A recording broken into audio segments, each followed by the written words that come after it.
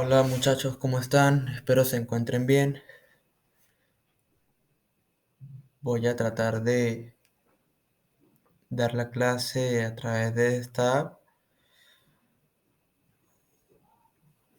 Trataré de ser lo más breve posible. Recuerden que cuando la vean, si tienen alguna duda al respecto, pueden escribirme al chat o comentar también dentro del video. Sí, no, no les hice la invitación respectiva porque en momentos anteriores he intentado grabar la clase y no ha sido posible, pero si tengo éxito, pues posiblemente las personas que deseen unirse podrán hacerlo, ¿de acuerdo? Eh, Sin más preámbulos, voy a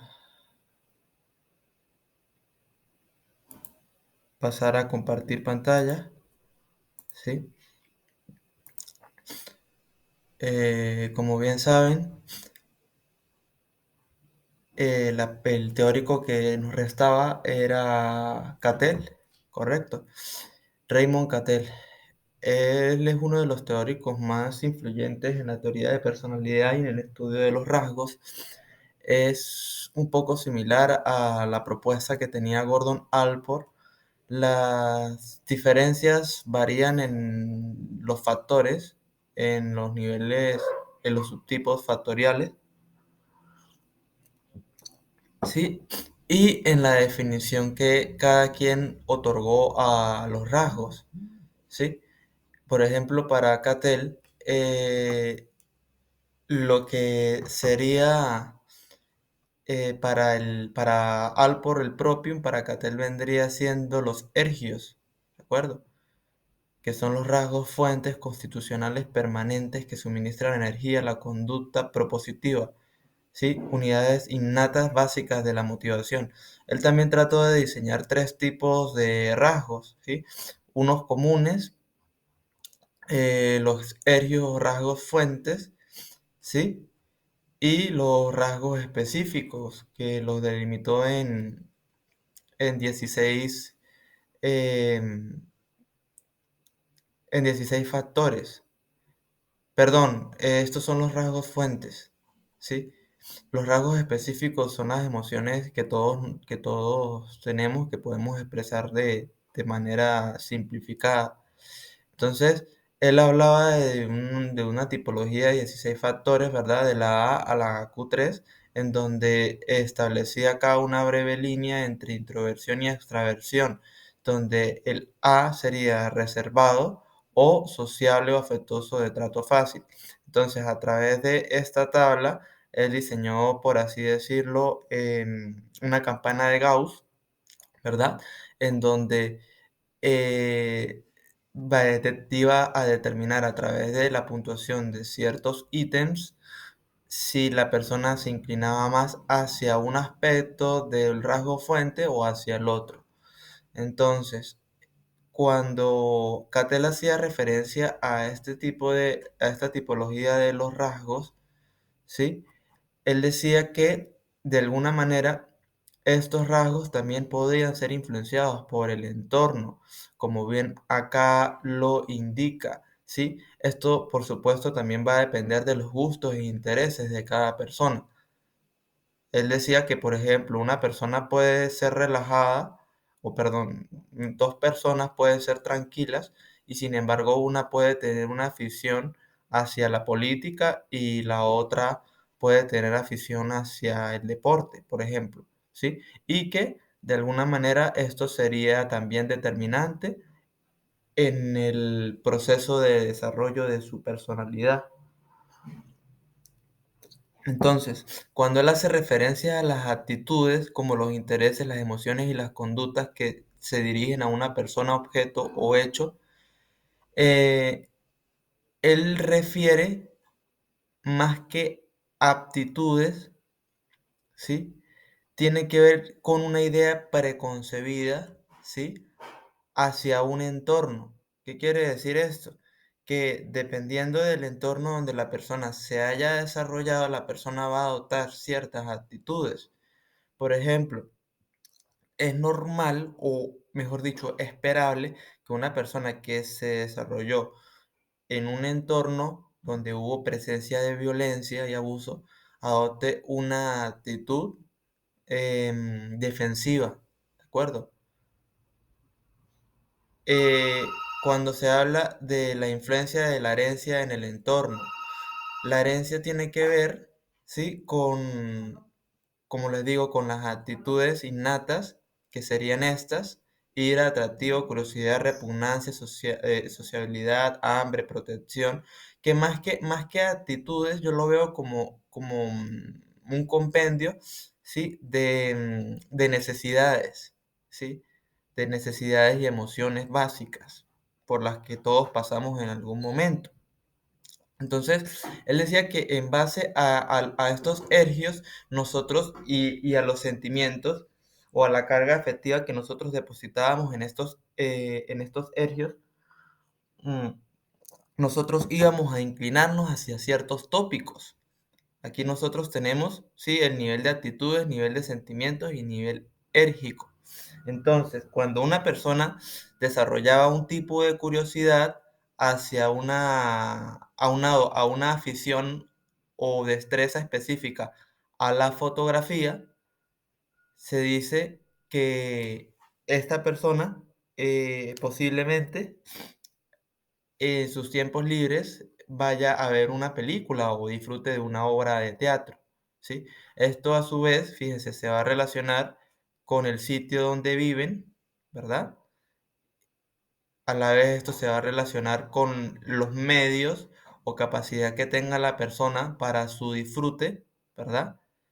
El proceso de autoafirmación, si la persona, aparte de que lo disfruta, de alguna manera esto le condiciona o forma parte de su sistema de creencias al demostrar que, al expresar que está de acuerdo con lo que está observando o le agrada de alguna manera, es decir, que podría suponer que eso que él está haciendo de alguna manera es parte de él o de ella, sí, es representativo, ¿ven? Entonces, yo personalmente es una teoría bastante compleja, tanto interesante como compleja. Yo creo que el nivel érgico tiene que ver también con el proceso de desarrollo evolutivo. Sí, de hecho, él lo menciona por acá. Sí, no, ya va. Bueno, él lo menciona por acá más abajo. Sí, donde dependiendo también de las fases por las que atraviese el ser humano, los intereses, y las actitudes van a cambiar. Y por supuesto, pues también las conductas, ¿no? Los pasatiempos, quehaceres y demás. No va a ser lo mismo que esto aplique para una persona soltera de 20 años desempleada a una persona, no sé, 30 años con 2 trabajos y 3 hijos, por ejemplo, ¿sí? Esto también va a cambiar mucho. Entonces, técnicamente, eh, ya otros teóricos pues han propuesto que los niveles érgicos van a influir, ¿sí? En las decisiones, en la toma de decisiones de las personas y posterior a ello pues también el entorno, ¿no? Si independientemente la persona tomó una decisión, pero si el entorno no es apto para que esta persona pueda desarrollar ese objetivo que se planteó. Ven, aquí está. Etapas del desarrollo de la personalidad. Él dice que en la infancia comienza el destete, la formación del yo, el superyo y actitudes sociales. O sea, esto lo sostienen la mayoría de teóricos, independientemente si se consideran freudianos o no. La niñez, independencia de los padres, identificación con coetáneos. Quiere decir con el proceso de afiliación que tiene un niño o niña a través de la identificación, ¿no? Como parte de un grupo, de un colectivo. En la adolescencia, que dice que los conflictos relativos a la independencia, a la autoafirmación y al sexo. Acá en la adolescencia Aparte de los conflictos que se puede presentar, también comienza el proceso de iniciación hacia lo que la persona aspira, ¿sí? Hay un vestigio de las aspiraciones que la persona o el adolescente desea cuando al momento de llegar a la adultez temprana. La satisfacción con la carrera, el matrimonio y la familia, en la madurez y la madurez tardía, cambios en la personalidad ante circunstancias físicas y sociales. Posteriormente, en la vejez, ajuste ante la pérdida de amigos, la carrera y el estatus. Si ustedes notarán en la mayoría de procesos evolutivos, la vejez pareciera que lo describieran como un proceso negativo, ¿no? Pero por supuesto, esto va a depender mucho y va a ser muy relativo a todo lo que la persona haya hecho durante esos 60 años, ¿no?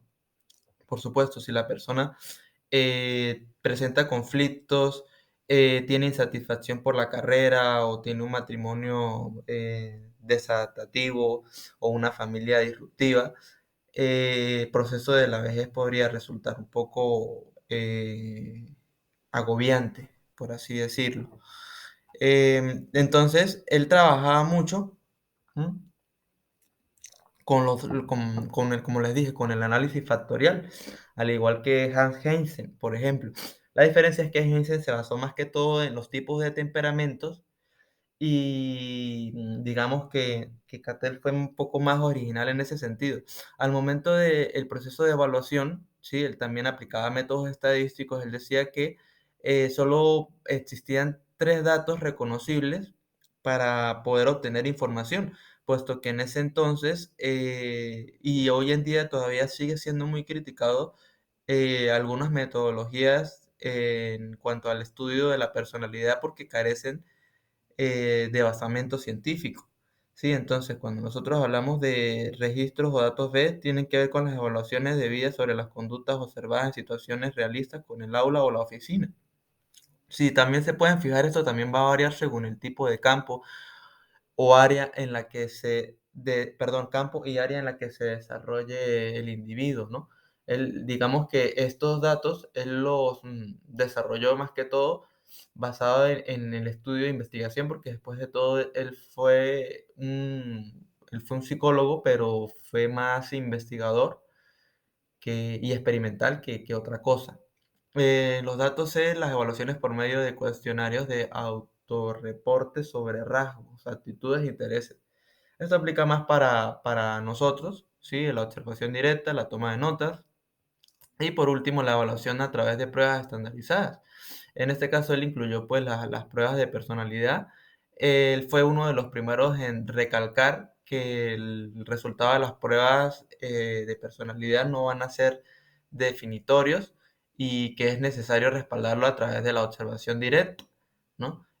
Incluso a través de un retest. De hecho, el 16PF, que es uno de los test desarrollados por Cattell más famosos, que hoy en día todavía se sigue aplicando, pues tiene un factor de corrección, ¿no? En dado caso, si este, la persona, de confiabilidad, perdón, en dado caso, si la persona pues está mintiendo o por X o Y razón está respondiendo por responder. Eso es también lo interesante y lo eficaz de esta prueba. ¿Sí? Aquí vemos una breve gráfica sobre específicamente la prueba de los 16 factores, ¿sí? En donde él marca una línea que va a derivar dependiendo de los ítems hacia determinada puntuación, ¿sí? Donde la persona se va a ver como o mayormente reservado o mayormente sociable, ¿sí? Y por supuesto, esto va a tener relación con esto. Digamos que si la persona obtiene una puntuación alta en sociable, sería muy extraño que tuviera una puntuación alta también en sumiso, ¿sí? ¿Por qué? Porque el proceso de relación de las actitudes de un sociable con respecto al de un sumiso no compaginan, no contrastan. No digo que no puedan haber casos, por supuesto que sí, no hay, cada quien es distinto, pero digamos que él se acerca bastante al proceso de relación entre las diferentes puntuaciones, ¿de acuerdo? Entre un ergio y el otro. La teoría de Cattell realmente tuvo muy pocas críticas, ¿sí? Tuvo mucho auge, todavía se desarrolla. Cattell es para mí, de uno de los investigadores más grandes que ha tenido la psicología específica en el estudio de la personalidad. Sí, fue una persona incansable, hizo demasiadas publicaciones. Em, Era una persona muy dedicada a su trabajo, ¿sí? Era una persona que hubiese querido, que de hecho creo que lo dice no acá, pero en otro libro, donde él expresa que él hubiese querido que alguien, más allá de aplicar sus teorías, eh, se basara en su teoría para desarrollar otra, ¿sí? Que alguien fuera capaz de continuar con su legado, por así decirlo. Bien, entonces, básicamente, eso sería todo el tema que refiere, perdón, a la teoría de Cattell, a Raymond Cattell. Eh, Esto no va a ir para una evaluación, esto les va a servir para su conocimiento. Como les dije, son muchos teóricos. em, lo que sí van a hacer es, como les dije, el mapa, ya sea en Heisen, con Heisen y Cattell, o con Cattell y Alport, o como ustedes quieran, pero solo van a incluir dos teóricos, ¿sí? De los rasgos. Eh, Me quedaría pendiente George Kelly. Voy a hablar brevemente de él. No es este,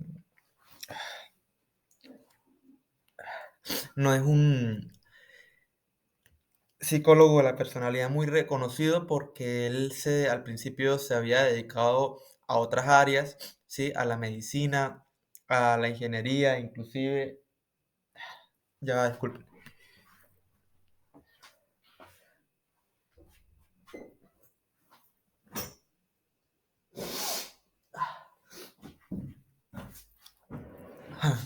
Em, Bien, entonces realmente él dice que las cosas, o sea, que muchas cosas siempre nos están llamando constantemente, ¿sí? Que depende de uno si presta atención a ello. Con esto quiso decir que él pudo desarrollarse en muchas otras cosas, pero finalmente, después de probar, ¿no? De intentar varias cosas, digamos que se terminó decidiendo por la psicología, por el estudio de la psicología. Em, la temática principal de George Kelly es que él era muy consciente de que su teoría no tenía suficiente argumentación científica, que incluso él se prestaba y decía, exponía abiertamente que cualquiera podría eh, ponerlo en tela de juicio, ¿sí?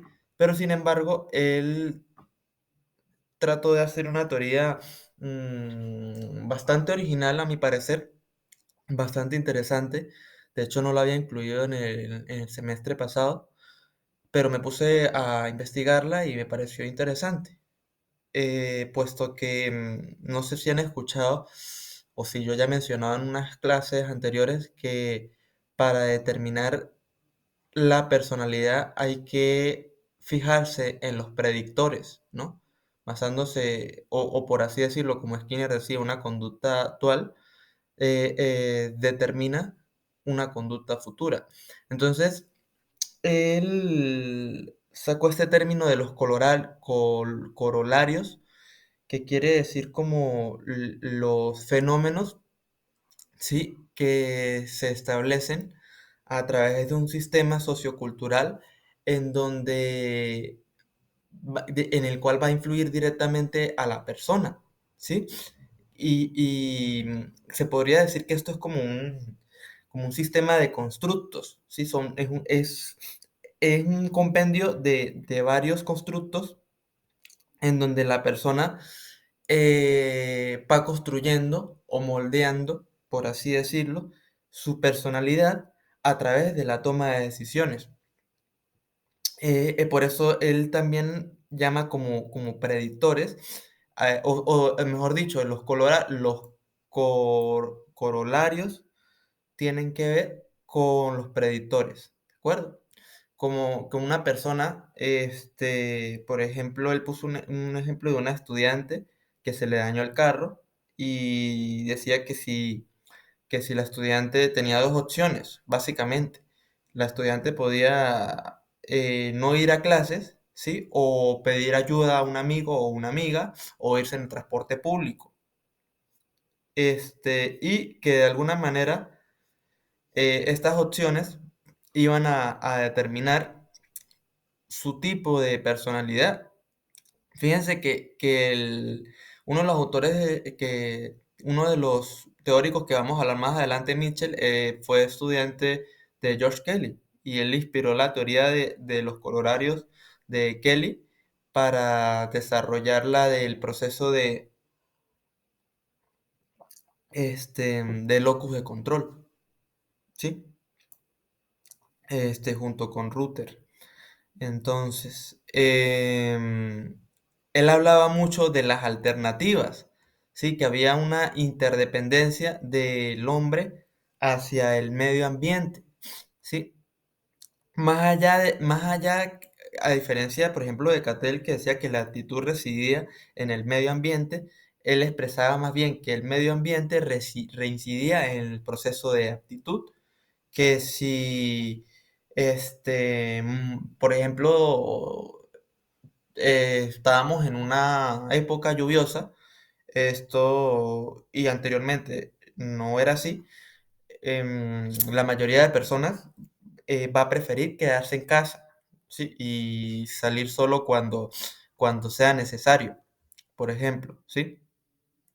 Eh, Él habló de muchos tipos de colorarios, pero los principales fueron el de elección, ¿sí? Que es un constructo dicotómico de la persona que elige una alternativa mediante la cual prevé una mayor posibilidad de ampliación y definición de constructos futuros. Entonces, vuelvo y lo reitero, las personas al tener esa capacidad de elegir, y por supuesto al elegir algo, están dejando de elegir otra cosa y indiferentemente de lo que elijan, ese algo es de alguna manera un objeto condicionante para la persona, ¿sí? ¿Qué quiero decir con esto? Que dependiendo de las elecciones, había cierta predisposición a los tipos de personalidad que las personas que tienen tendencias a la introversión prefieren elegir quedarse en casa o si hay que salir, hay que salir a una reunión en una casa que a una discoteca, por ejemplo, por poner un ejemplo aquí un poco improvisado. También hacía mención del colorario de la experiencia, donde dice que el sistema de constructos de una persona varía a medida que ésta va construyendo sucesivamente réplicas de hechos. Entonces, volviendo a la toma de decisiones, si esta persona ya tomó una decisión previa y se da cuenta que en ese proceso la decisión que tomó no fue la más acertada, ¿sí? Esta persona pues va a tomar en un futuro otra decisión que no tenga nada que ver con lo que ya había hecho y que de alguna manera esta experiencia, a través de ese proceso empírico, iba a modificar su personalidad. Por ejemplo, cuando, no sé, la persona está en el auto, ¿sí? Y de repente está en la playa y con el vidrio abajo y se da cuenta de que la persona disfruta de estar con el vidrio abajo y eso, pero se da cuenta de que el viento pues viene con restos de arena, ¿no? Entonces eso a la persona como que le molesta o la persona de repente llega y de malas y le cae en el ojo, ¿sí? Entonces probablemente esta persona cuando vuelva a ir a la playa, no es que va a dejar de ir a la playa, pero probablemente cuando vuelva a la playa va a ir con el vidrio arriba o va a ir con lentes, ¿ven? A eso hacía referencia George Kelly cuando hablaba de este corolario. Entonces, yo pues de verdad que la teoría de Kelly no la comparto tanto porque él hace más referencia es al tipo de aprendizaje, ¿no? Él también estaba de acuerdo con Bandura en que el individuo podía modificar su sistema de personalidad constantemente, podría desarrollarse de manera positiva o negativa, ¿sí? Dependiendo de la observación y el desenvolvimiento en el entorno. Pero me parece que eso tiene que ver más con conductas, ¿no? Que con personalidad, ¿sí? O sea, de repente, por supuesto, ahí va a haber siempre una predisposición a tomar ciertas o determinadas decisiones, pero el hecho de que se tomen determinadas decisiones no ahonda mucho con un tipo de personalidad, ¿sí? Me agrada bastante la parte de los predictores, ¿sí? De alguna manera, los predictores nos dicen más o menos hacia qué tipología de personalidad puede pertenecer el individuo, pero no me agrada o no comparto la idea de que a base de ese proceso de actualización, de constante actualización, de toma de decisiones, el individuo cambie de personalidad, ¿sí? No es como que de repente vaya a ser más mm, extrovertido, más introvertido, más dinámico, más solapado, sí, más sugestionable de alguna manera, porque si fuese así, entonces no sería realmente un rasgo adquirido, ¿no? Sería más bien como yo lo vería más bien como un conflicto, ¿no? Porque entonces sería una persona que se dejaría influenciar fácilmente o que si tiene una mala decisión y no sabe cómo trabajarlo, se daría por vencido fácilmente, caería, ¿no? En eso que Seligman llamaba desesperanza aprendida. Entonces, pues hay cosas que no me cuadran mucho, pero sin embargo me parece un autor interesante que deberían leer. Bueno, básicamente esta sería la clase de ahora. Como les digo, posteriormente creo que voy a seguir haciéndolo así por cuestiones de tiempo. De verdad que si tengo la oportunidad voy a diseñar este material, pero ahorita estoy muy ocupado y es la única forma que encuentro para no atrasarnos, ¿sí? Recuerden que de igual manera, cualquier duda que tengan, cualquier inquietud, pueden escribirme directamente. Entonces, eso sería todo. Nos vemos después en otra sesión.